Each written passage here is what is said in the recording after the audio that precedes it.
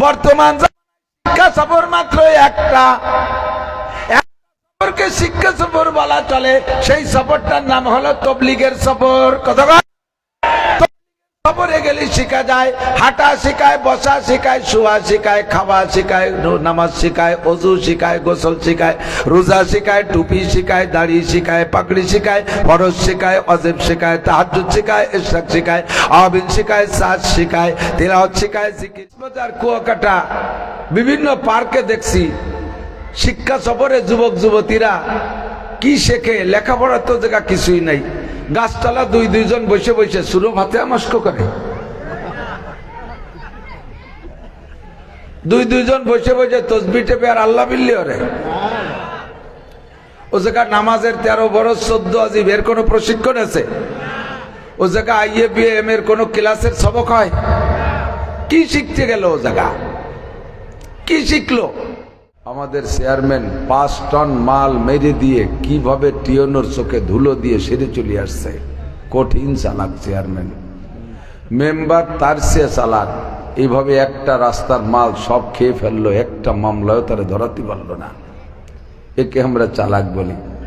বাটপার, ধোকাবাজ, লম্পট, বাসের ভাড়া না দিয়ে ফাঁকি দিয়ে নেমে আসতে পারলে তাকে আমরা চালাক বলি। পরের জমি সুন্দর করে জাল দলিল, জাল রেকর্ড করে আনতে পারলে তাকে আমরা চালাক বলি। ঠিক কিনা? অরিজিনাল চালাক সে না, সে চরম বোকা। হুজুর বলেন, আল কাইয়িসু মান দানা নাফসাহু ওয়া আমিলা লিমা বাদাল মাউত। অরিজিনাল চালাক ওই ব্যক্তি যে নিজেকে নিজে ইচ্ছাকৃতভাবে দিনদার বানাইলো। ওয়া আমিলা লিমা বাদাল মাউত, আর আমল করে পরকালের জন্য প্রস্তুতি নিল, ওই লোকটাই হলো আসল চালাক। আমরা এই মাহফিলের ভিতর থেকে কিছু ইনকাম করে নিয়ে যাব। টাকা নেব না, পয়সা নেব না, বরঞ্চ মাহফিল উপলক্ষে কিছু দিয়ে যাব।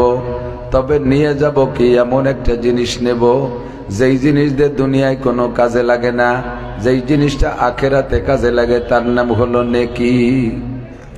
দুনিয়ার মাল কিনতে দুনিয়ার টাকা লাগে, আখেরাতের মাল যেমন আখেরাতের টাকাও তেমন। দুনিয়ার মাল যেমন দুনিয়ার টাকাও তেমন, আখেরাতের মাল যেমন আখেরাতের টাকাও তেমন।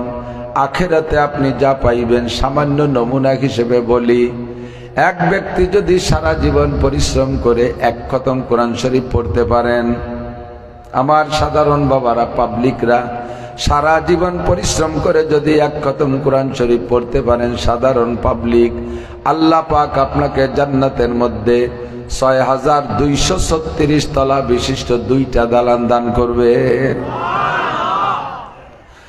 হুজুররা যদি 1 খতম পড়ে তাহলে পাবে 1 বিল্ডিং, আর আপনারা পাবলিকরা 1 খতম পড়লে পাবেন 2 বিল্ডিং।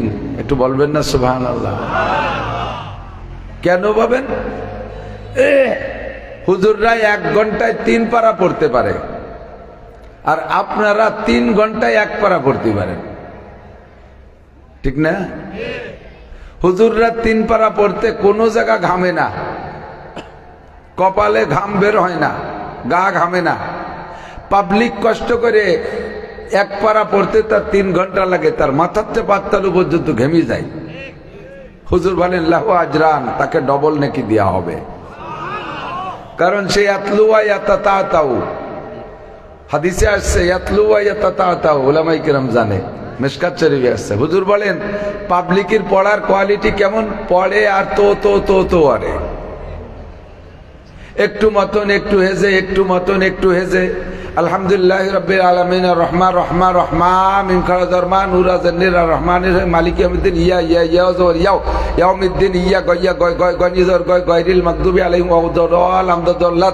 একটু হেজে একটু মতন করতে করতে তার আগাগুলা ঘেমে যায়। ফেরেশতাদেরকে বলে পাবলিকরে 2 খতমের নেকি দাও। আল্লাহ হুজুররে কর্তব্য দেব, হুজুররে 1 খতমই দাও। তো একই জায়গায় বসে হুজুরও পড়লো, পাবলিকে পড়লো, হুজুররে 1 খতম, পাবলিকরে 2 খতম। এই পার্সিয়ালটি আমরা হাতে ধরে কিভাবে করব? আল্লাহ কয় হুজুর যে 1 খতম পড়ছে কোনো জায়গা ঘামে নাই, আর ওই পাবলিক 1 খতম পড়ছে সারা গা ঘামিয়ে গেছে। পড়ার জন্য 1 খতম আর ঘামার জন্য আর 1 খতম। পড়ার জন্য 1 খতম, ঘামার জন্য আর 1 খতম। হুজুররা যদি তাহাজ্জুদের নামাজ না পড়ে কিয়ামতের ময়দানে ধরা পড়বে।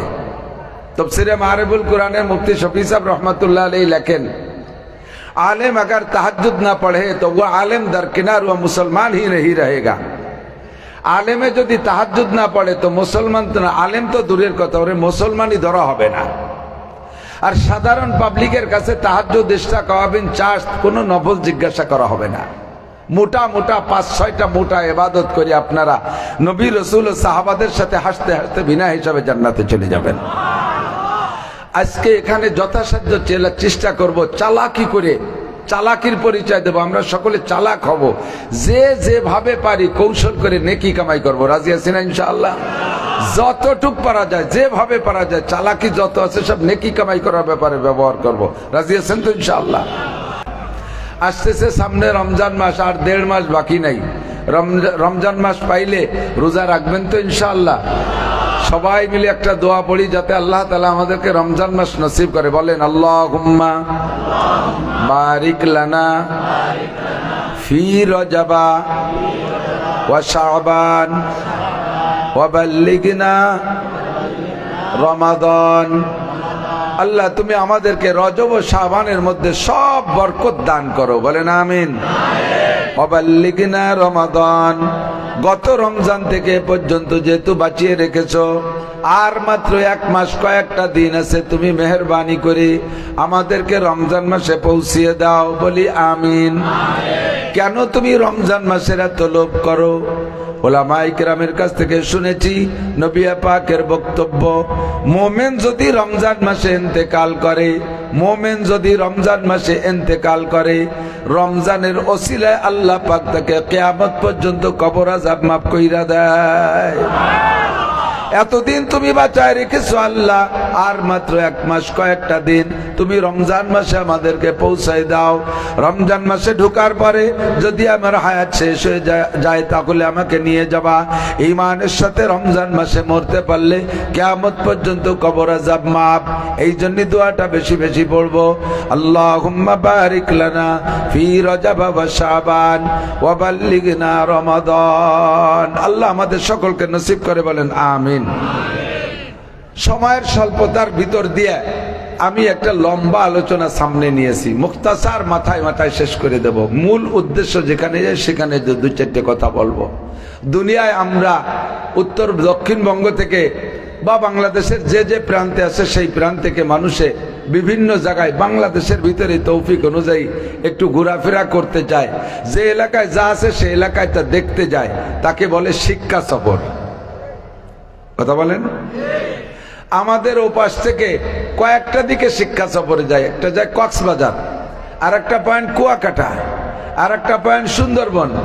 সুন্দরবনের ভিতরে করমজাল একটা জায়গা আছে, এখানে বেশ পার্ক আছে, হরিণ আছে, বাঘ আছে, তারপরে কুমির আছে ইত্যাদি দেখা যায়।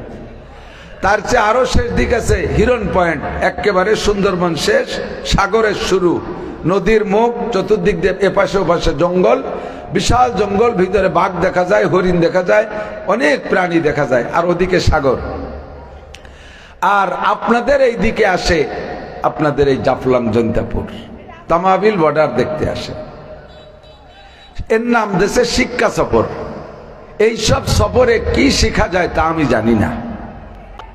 কক্সবাজার, কুয়াকাটা, বিভিন্ন পার্কে দেখছি শিক্ষা সফরে যুবক যুবতীরা কি শেখে। লেখাপড়ার তো জায়গা কিছুই নাই, গাছতলা দুইজন বসে বসে সুরভ হাতে আমস্ক করে,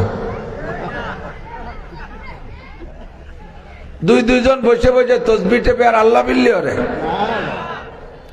ও জায়গা নামাজের 13 বরস 14 আজিব এর কোনো প্রশিক্ষণ আছে? ও জায়গা IABM এর কোনো ক্লাসের সবক হয়? কি শিখতে গেল ও জায়গা? কি শিখলো? শিখলো যা তা আমি দেখেছি। সারা জীবন ভরে ফোনে ফোনে যে সমস্ত দড়ি দরবার করে সেইগুলোর প্র্যাকটিক্যাল ও জায়গা যায় আমল হয়। যাহারাল ফাসাদু ফিল বাররি ওয়াল বাহরি বিমা কাসাবাত আইদিন নাস। জিজ্ঞেস করা হলো প্রলয়ঙ্কারী ঘূর্ণিঝড়ের কারণ কি? ঘূর্ণিঝড় হয় না? আপনাদের এদিক কম হয়, আমাদের দক্ষিণ দিক খুব বেশি হয়। সিডার, সুনামি, নার্গিস, আইলা, আমপান, বুলবুল, ফানি, দানা, জলোচ্ছ্বাস, টর্নেড, এসব দক্ষিণ দিক থেকে, সাগরের থেকে আসে। এগুলো কেন হয়? জবাবে বলে বিজ্ঞানীরা, সাগরের ভিতরে জলবায়ু উত্তপ্ত হয়। এই জলবায়ু উত্তপ্ত হয়ে পাকের সৃষ্টি হয়, ঘূর্ণি হয়। এইভাবেই এই সিডার, সুনামি, নার্গিস, আইলা এগুলো তৈরি হয়।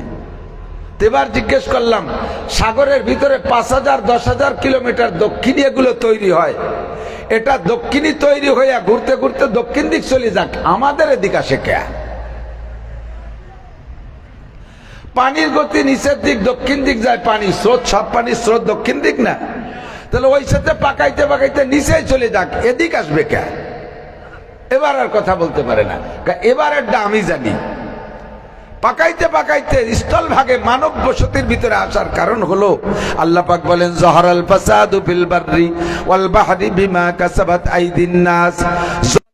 স্থলে যত আযাব আর গজব তৈরি হয়, এগুলো সব হয় বিমা কাসাবাত আইদিন নাস, মানুষের কর্মফল হিসেবে। মানুষে অন্যায় করে, মানুষে দুর্নীতি করে, মানুষে অপরাধ করে, এই অপরাধের শাস্তি হিসেবে আল্লাহ পাক সাগরের ভিতরে এগুলো তৈরি কইরা নিচের দিক না সরাইয়া উপর দিক উঠাইয়া দেয়। গোটা দুনিয়ায় যতদূর পর্যন্ত সমুদ্র সৈকত আছে, যত জায়গায় সাগর আছে, সাগর পাড়ে এই বিপদগুলো বেশি আসে। এর কারণ হলো দুনিয়ার বেশি বেশি পয়সাওয়ালারা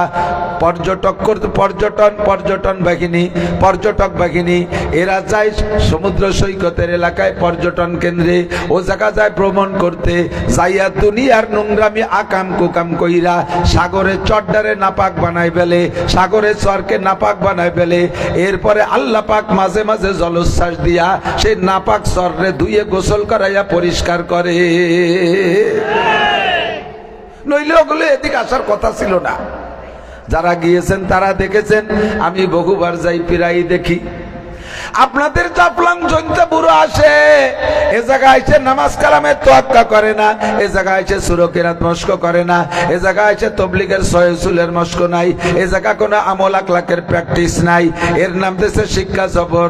একবার এই পাশের থেকে একটা শিক্ষা সফর বাহিনী আমাদের ফরিদপুরের এক জেলার নাম রাজবাড়ি, নাম শুনেছেন রাজবাড়ি?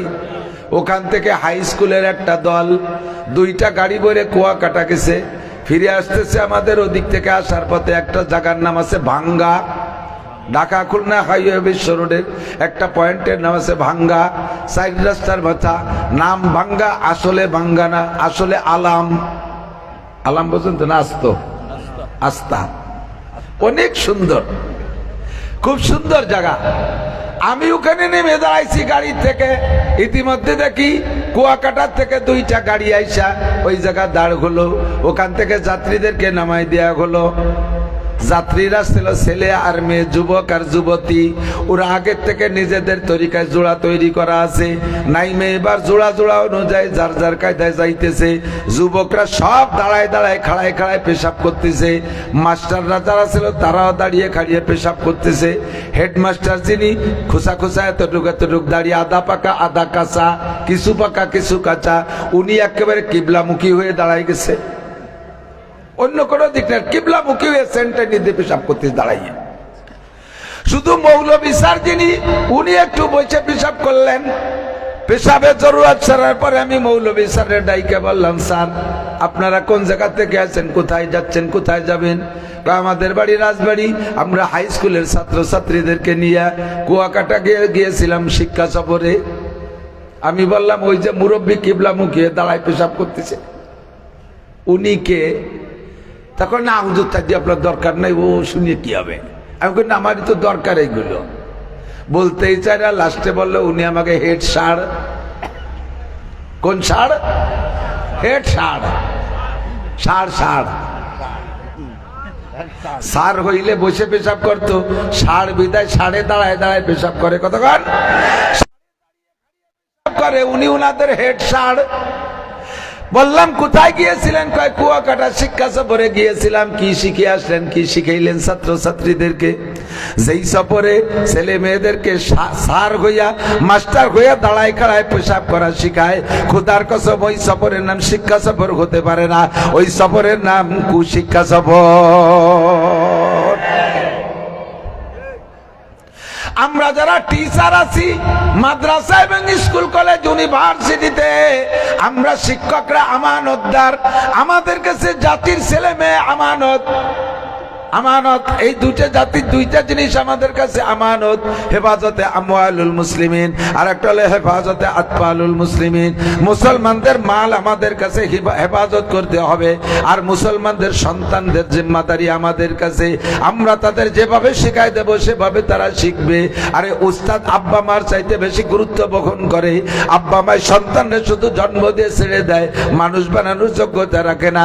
উস্তাদরা তাদের শিক্ষা দিয়ে মানুষ বানায় দেয়। সেই উস্তাদরা যদি রাস্তাঘাটে নিয়ে ছেলে মেয়েদেরকে বেহায়াই, বেশরমি, ল্যাংটামি, নোংরামি আর দাঁড়িয়ে খাড়িয়ে পেশাব পায়খানা করা আর প্রেমের গল্প আর প্রেম প্রীতির প্রশিক্ষণ দেয়, সেই সফরে তার নাম শিক্ষা সফর হইতে পারে না। বর্তমান শিক্ষা সফর মাত্র একটা, শিক্ষা সফর বলা চলে। সেই সফরটার নাম হলো তবলিগের সফর। কথা সফরে গেলে শিখা যায়, হাঁটা শিখায়, বসা শিখায়, শোয়া শিখায়, খাওয়া শিখায়, নামাজ শিখায়, অজু শিখায়, গোসল শিখায়, রোজা শিখায়, টুপি শিখায়, দাড়ি শিখায়, পাগড়ি শিখায়, ফরজ শিখায়, ওয়াজিব শিখায়, তাহাজ্জুদ শিখায়, ইশরাক শিখায়, আওয়াবিন শিখায়, সাজ শিখায়, তিলাওয়াত শিখায়, জিকির শিখায়, ফিকির শিখায়। সমস্ত আমলগুলো তবলিগের মধ্যে শিক্ষা দেয়। এই জন্য তবলিগের সফরের নাম হলো একমাত্র শিক্ষা সফর। এ জামানায় শিক্ষা সফর নাই। আমার নবী মুহাম্মদ রাসূলুল্লাহ সাল্লাল্লাহু আলাইহি ওয়াসাল্লাম তায়েব গিয়েছে কওমকে দাওয়াত দেওয়ার জন্য আল্লাহর নির্দেশে। আল্লাহ পাক জিজ্ঞেস করলেন, দোস্ত দাওয়াতের কাজ কত দূর করেছো? নবী পাক বললেন, আল্লাহ এত দূর করেছি। আল্লাহ বললেন, তুমি কি তায়েব গিয়েছিলে? তোমার মামা বাড়ির দেশ, তোমার দুধমা হালিমাতুস সাদিয়ার দেশ, ওই জায়গাকে তুমি দাওয়াতের কাজে গিয়েছিলে। আল্লাহ আগামী বছর যাব নিয়ত করেছি। আল্লাহ পাক বললেন, আগামী বছর সময় নাই, তুমি আর আগামী কালই যাইতে হবে। নবী পাক সাদ ইবনে আবি ওয়াক্কাস রাদিয়াল্লাহু তাআলা আনহুকে নিয়া তায়েফে গেলেন আগামী কালই। যেই রাস্তা দিয়ে হুজুর তায়েফে গিয়েছিলেন, যেই রাস্তা দিয়ে এসেছেন, আল্লাহ পাক আমাকে সেই রাস্তা দিয়ে যাতায়াত করার তৌফিক দিয়েছেন। আমি দেখে আসছি একটা পাহাড়, আপনাদের পাশে তো বড় উঁচু পাহাড়, ইন্ডিয়ান পাহাড় দেখতেছেন, ওর মাথা পর্যন্ত কয় কিলো হবে আমি জানি না। যেই পাহাড়টার উপর দিয়ে ঘুরে ঘুরে ঘুরে ঘুরে রাস্তা বানাইয়া যার সময় ঘুরে ঘুরে উঠতে হয়, আবার আসার সময় এরকম করে ঘুরে ঘুরে নামতে হয়। নিচে থেকে ঘুরতে ঘুরতে উপর পর্যন্ত যাইতে 60 কিলো উঁচু হয়, 60 কিলোমিটার। এই পাহাড়ের গা দিয়ে নবী হেঁটে গিয়েছিলেন তায়েফে। তায়েফবাসীদেরকে ডেকে নবী কলেমার দাওয়াত দিলেন। তায়েফবাসীরা কলেমার দাওয়াত গ্রহণ করলো না। বারবার কলেমার দাওয়াত দেওয়ার পরে নবীকে তারা বারণ করে, নিষেধ করে, মুহাম্মদ এতদিন পর্যন্ত বাপদাদার যেই ধর্ম নিয়েছিলাম বাবা, এর মোকাবেলায় নতুন কোনো কথা বলো না, আমরা এটা খাইব না। নবী পাক বারবার দাওয়াত দিতে থাকলে তায়েফের নেতা যারা ছিল তারা এলাকার চেলা চামুন্ডা পাঙ্কু যুবকদেরকে লিয়ে দিল, নবী পাকের পিছনে যা, এই মোহাম্মদ রে পিটাই তাড়া। ও আমাদের ভাগ্নে হোক আর যাই হোক, যত সম্মানী হোক না কেন, যত আদরে হোক না কেন, বাপদাদার ধর্মের মুখে চুনকালি মারে, ওর কথা খাওয়া যাবে না, ওরে পিটাই তাড়া। নবী পাক আর সাদ ইবনে আবি ওয়াক্কাস দুইজনকে পিটাইতে পিটাইতে সারা ঢাকা রক্তাক্ত করে দিয়েছে। এত রক্ত ঝরছে নবী পাকের গায়ের থেকে, জুতার মধ্যে পা আটকে গেছে, রক্তে জুতা পা আটকায় ফেলাইছে। নবী পাক মার খেয়ে যে পাহাড়ের একটা গায়ে এমন করে কায়তে শুয়ে পড়েছিলেন। আমি দেখে আসছি নিজ চোখে, ওই জায়গাটায় পাথরের পাহাড়, গাছপালা নাই, ওই জায়গা সাদা খুদার কুদরতি রং দিয়া, আল্লাহ পাকের কুদরতি সাদা রং দিয়া মুহাম্মদ শব্দ পাথরের গায়ে লেখা হইয়া গেছে। মায়ের খেয়ে নবী চলে আসছেন। মদি মক্কায় আসার পরে 90 দিন, লম্বা কিসসা ভিতরে বলতে সময় লাগবে, খাটো করে ফেলছি দোস্ত। মক্কায় আসার পরে 90 দিন পর্যন্ত আমার নবীর চেহারার মধ্যে হাসি নাই। অনেক হাসির কথা আসলেও হুজুর হাসেন না। হুজুর কিন্তু হাসি খুশি মানুষ ছিলেন, তবে খিলখিল করে দাঁত বেড়ে কট্ট হাসি, অট্ট হাসি দিতেন না। মুস্কি হাসি এমন একটা হাসি দিতেন, দাঁত বড়ইয়া খিলখিল করে হাসাওয়ালাদের চাইতে লক্ষ কোটি গুণ বেশি সুন্দর লাগতো। আবু বকর সিদ্দিক বলেন, ওগো নবী, হাসির কত কথা আপনার সামনে অতিবাহিত হয়, একটা কথা আপনি হাসেন না, মুখখান মেলা মলিন, বেজার কেন? তাই বলার আপনারে আঘাত করেছে, মারছে, প্রতিশোধ নিতে পারেন নাই, এই দুঃখে কি আপনি মুখ মলিন নাকি? হুজুর বলে, আবু বকর, সেজন্য আমি মুখ মলিন না, আমি একটা কারণে দুঃখিত, আমি একটা কারণে চিন্তিত। তায়েফবাসীরা আমার গায়ে আঘাত করেছে, আমি তাদেরকে ক্ষমা করে দিয়েছি। আরশে আজিমের মালিক যদি ক্ষমা না করে, আমি আল্লাহর বন্ধু, বন্ধুর গায়ে আঘাত করলে বন্ধু সইতে পারে না। আমার আল্লাহ যদি এই প্রতিশোধ নিজে হাতে নেয়, তায়েফবাসীদেরকে ধ্বংস করে দেবে। এমন করে বহুজনে আমারে আঘাত করে, তাদেরকে যদি আল্লাহ ধ্বংস করে দেয়, আমি নবুয়তি করব কাদের মধ্যে? আমি এই দুশ্চিন্তায় মুখখান বেজার, এই দুশ্চিন্তায় আমি মুখ মলিন, আমি অন্য কোনো কারণে না, আমি প্রতিশোধ নিতে পারি নাই, সেজন্য আমি মুখ মলিন না। আবু বকর কয়, হুজুর, যদি আপনি বলেন আমরা যে কয়জন মুসলমান হয়েছি তায়েফবাসীর কাছ থেকে আপনার প্রতিশোধ আনতে যাই। হুজুর বললেন, আমি তায়েফ থাকা অবস্থায় পাহাড়ের দায়িত্বশীল ফেরেশতারা, এমনকি জিবরাইল, মিকাইল, ইসরাফিল, আজরাইল আমাকে প্রস্তাব দিলেন, ওগো নবী, আপনি অর্ডার দিলে তায়েফের পাহাড় যে পিছিয়ে তায়েফবাসীদেরকে আমি ধ্বংস করে দেব। আমি তাদেরকে ক্ষমা করে দিছি, আমি তাদেরকে ধ্বংস করার পক্ষে না, প্রতিশোধ আমি নিতে চাই না। হুজুরের ঘরে তখন কোনো স্ত্রী নাই, খাদিজা তার আগে ইন্তেকাল করে গেছেন, আয়েশাকে এখনো বিয়ে করে পারেন নাই। এর মাস টাইমে হুজুরের ঘরে কেউ নাই। রাতের বেলা অত্যন্ত মনক্ষুণ্ণ, একটা দিন 90তম দিন, 90 দিন চলে গেছে তায়েফ থেকে আসার পরে। 90তম দিন রাতের বেলায় হুজুরের মন খারাপ। হুজুর বিছানা একবার পিঠ দেন আবার উঠে যান, একবার পিঠ দেন আবার উঠে যান, একবার ঘরে আসেন একবার বাইরে যায়। হাজী সাহেব যারা গিয়েছেন মক্কায়, তারা দেখেছেন হুজুরের বাড়ি কোন জায়গা, সাফা মারোয়ার উত্তর পাশে হুজুরের বাড়ি ছিল। হুজুর ওখান থেকে চলে আসছেন কাবার চত্বরের ভিতরে। কাবার চত্বরের ভিতরে ছোট্ট একটা ঘর, হুজুরের আপন ফুফু উম্মে হানি রাদিয়াল্লাহু তাআলা আনহা এই ফুফুজানের কাছে আইছে। রাত্রে বলতেছে, ফুফুজান, আমার রাতের বেলা ভালো লাগতেছে না, অস্থির লাগতেছে, আজকে ঘরে থাকতে পারছি না, আমি একটু আজকে আপনার বাড়িতে থাকবো রাত্রে। ফুফুজান বললেন, ভাতিজা, আমার ঘর তো ছোট, ঘরের ভিতরে দুই ফুফু ভাতিজা থাকা যাবে না, তুমি ঘরের মধ্যে থাকো, আমি বারান্দায় থাকি। নবী পাক বললেন, ফুফুজান, আপনি মহিলা মানুষ, আপনি বাইরে থাকবেন না, আপনি ঘরে থাকেন, আমি বারান্দায় থাকি। ফুফুজান বললেন, ও ভাতিজা, আমার মতো উম্মে হানি, আমার মতো 1,00,000 আনিও যদি দুনিয়া থেকে বিদায় নিয়ে যায়, আল্লাহর ধর্মের কোনো ক্ষতি হবে না, দুনিয়ার মানুষের কোনো ক্ষতি হবে না। তোমার মতো মুহাম্মদ একজনের গায়ে যদি সামান্য আঘাত লাগে, গোটা দুনিয়া ধ্বংস হইয়া যাবে। ও বাবা, চতুর্দিক দিয়ে তোমার শত্রু মিত্রতে ভরা, তুমি বারান্দায় থাকলে শত্রুরা এসে যদি আঘাত করে, তুমি যদি মারা যাও, তাহলে দুনিয়া ধ্বংস করে দিবে আল্লাহ। বাবা, তুমি ঘরের মধ্যে থাকো, আমি বারান্দায় থাকি। নবী পাককে ঘরের মধ্যে শুয়াই দিয়া উম্মে হানি রাদিয়াল্লাহু তাআলা আনহা বারান্দায় ঘুমাইলেন। দরজা বন্ধ করে ভিতর দিয়ে নবীকে বলছেন, খিল আটকাও। বাড়িতে উম্মে হানি আবার তালা দিয়ে দিয়েছে, যাতে বহিরাগত কেউ মনে করে যে ঘরের ভিতরে নাই কেউ, ঘরের মধ্যে থাকলে বাইরে কেন তালা দেবে, এভাবে আটকাই দিয়েছেন। গভীর রাত যখন সকলে ঘুমিয়ে গেছে, হঠাৎ রাত দুপুরের পরে নবী পাক দেখে মাথার কাছে একটা লোক আর পায়ের কাছে একটা লোক। মাথার কাছে এসে মাথা নাড়াচাড়া দিচ্ছে, পায়ের কাছে এসে পা মেসেজ করতেছে। হুজুর সজাগ হয়ে গেছেন। হুজুর বললেন, মানান তোমা, আরে তোমরা দুইজন কারা, ঘরের মধ্যে কিভাবে ঢুকলে? জিব্রাইলকে হুজুর আস্তে কথা বলেন, আনা জিব্রাইল ওয়া হাদা মিকাইল, লা তাকাব ওয়া লা তাহজান, ভয় পেন না, টেনশন করেন না, আমি জিব্রাইল আর এই যে পায়ের কাছে মিকাইল। একটু বলেন না সুবহানাল্লাহ। হুজুর বললেন, লিমা ইকাসতুমানি, তোমরা দুইজন আমারে সজাগ কেন করলে? জিব্রাইল বলে, হুজুর, আল্লাহ পাক রব্বুল আলামিন আপনার এই মায়ের খাওয়ার বিনিময়, আপনার মায়ের খাওয়ার বিনিময় কলিজা আঘাত পেয়েছেন আল্লাহর ধর্মের কাজ করতে যাইয়া, এই জন্য আল্লাহ পাক আপনার জন্য একটা শিক্ষা সফর বরাদ্দ করেছে। একটু বলেন সুবহানাল্লাহ।